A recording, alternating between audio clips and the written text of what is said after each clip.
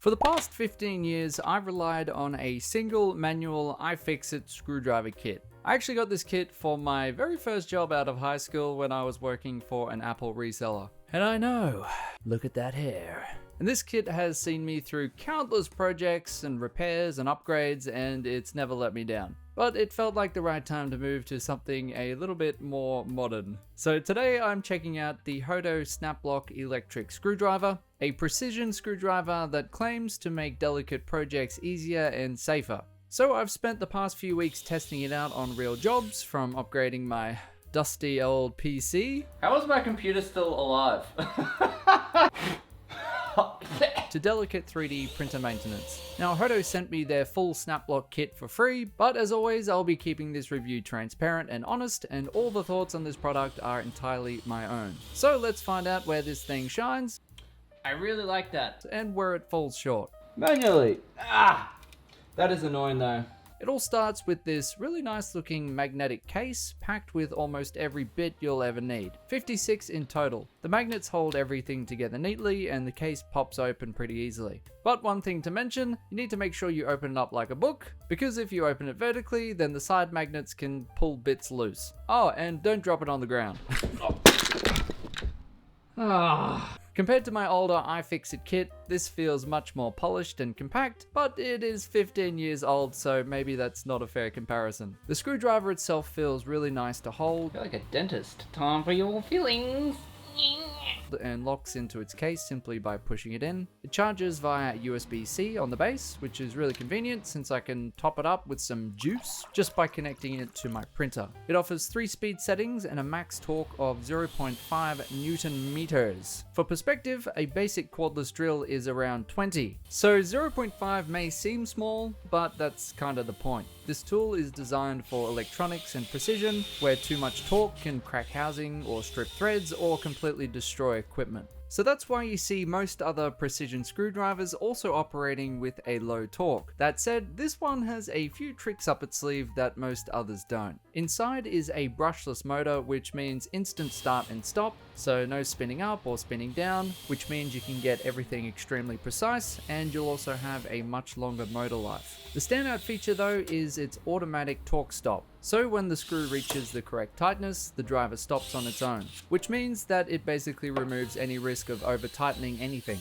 So now let's go through everything that I tested this on. First up was replacing my old dusty computer with a shiny new one. Normally I'd be awkwardly twisting a manual screwdriver at weird positions, but the slim profile of this, plus its instant stop motor, made the whole upgrade really easy. I'm not used to not having to screw it in. Removing stubborn screws and resecuring new components took minutes, not the usual wrestle that I'm used to. So because it handled all of the screws on my computer with ease, I decided to try it out on a screw that I knew was extremely difficult to remove, and I quickly found the limit of its power. However, even when you find screws that are too tight for the motor, the grip makes it really easy to loosen it manually while using the motor to finish off the job. Now it's time to pay the bills with a quick shout out to today's sponsor, PCBWay. But instead of me blabbering on about something you couldn't care less about, I thought I'd give you guys a quick update on the glass fiber nylon hinges that I had them print me earlier in the year. And 7 months later, they still look exactly the same from when I took them out of the box, with no signs of wear or damage. And when I compared them to the ABS hinges that I printed myself and installed at around the same time, I was blown away at how much the ABS had deteriorated when compared to the nylon. So if you want to level up your prints and you want to try out some materials that most consumer printers can't handle, then check out the link in the description to get $5 off your first order. Back to the video. Next up, I had some 3D printer maintenance to do. Occasionally I get heat creep from the hot air outside, and I got a piece of filament thoroughly wedged inside the gears of the extruder. And because taking my printer off the shelving isn't feasible most of the time, I have to remove it on the rack and at an awkward angle. And I gotta say, this process was a hell of a lot easier than it usually was. I got the extruder out really quickly, and when it came to disassembling it, it was a breeze. I could also use some of the very tiny bits to help me get the stuck filament out. And not only that, but these tiny bits also help me practice my dentistry skills. I'm literally cleaning teeth. And throughout this process, I appreciated having that built-in light to show me where those tiny bits of filament were stuck in the gears. I also realized that although the driver is cylindrical, due to the raised external features, it doesn't have the tendency to want to roll off the table, which is a nice touch.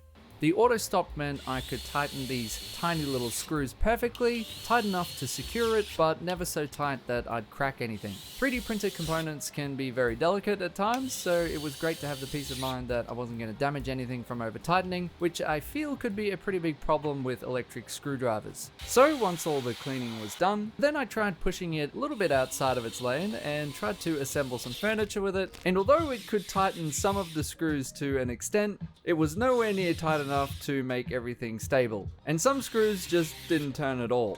But honestly, this wasn't designed with furniture assembly in mind. So if you have larger, heavier projects, you'll need something with a bit more oomph. HOTO has a more powerful version, but of course there are other brands that you could use too. And throughout all of these tests, I never had any issues with battery life, which was great, because it would be really annoying to get halfway through a project and run out of juice. After examining the bits at the end of all these projects, they seem to be in really good condition still, with no chips or dents. The only thing I noticed was the outer surface, which I believe has some type of anti-rust coating on it, seemed to have come off on some of the tips after using them. So for the kind of tasks like electronics or printers or small repairs, it was a perfect balance of speed and precision without all the fuss. That said, it's not flawless. The bit retention could be stronger because sometimes the bit stayed stuck in the screw when I tried to pull the screwdriver out. Also, because it didn't have a dedicated magnetizer, it meant that the screws simply did not stick to the bits, which was becoming rather annoying. I ended up magnetizing the bits with the case magnets and that seemed to work. However, I would have liked a dedicated magnetizer so you can magnetize and demagnetize as you see fit. And personally, I found the whole magnetic coupling of kits to just be a bit gimmicky. I don't know when I would ever need to combine them all together, but that's just my opinion and others may find this feature useful. The driver also struggled when it came to deep screw holes or obstructed screws, as it doesn't have a shaft extender that allows you to reach them. I also wish there was a button to keep the light on, because at times I would use the driver to remove things or clean things, and having to press the button every few seconds became tiresome. So, with these flaws in mind, does this screwdriver earn a place in my everyday toolkit? Well, because none of them are deal breakers and many can be fixed quite easily, I will definitely be using this screwdriver in many projects to come. If you're after raw power for heavier projects, then this isn't it. But for makers, PC builders, and anyone who spends hours tweaking electronics, it is a real joy to use. Aha! Success! So after 15 years of faithful service, my old iFixit kit is finally getting a well-earned retirement. It's helped me through countless projects, but moving to an electric version like this makes every job faster, easier, and a lot more enjoyable. I'll leave a link in the description if you want to check it out. Hope this video has helped. Thanks for watching.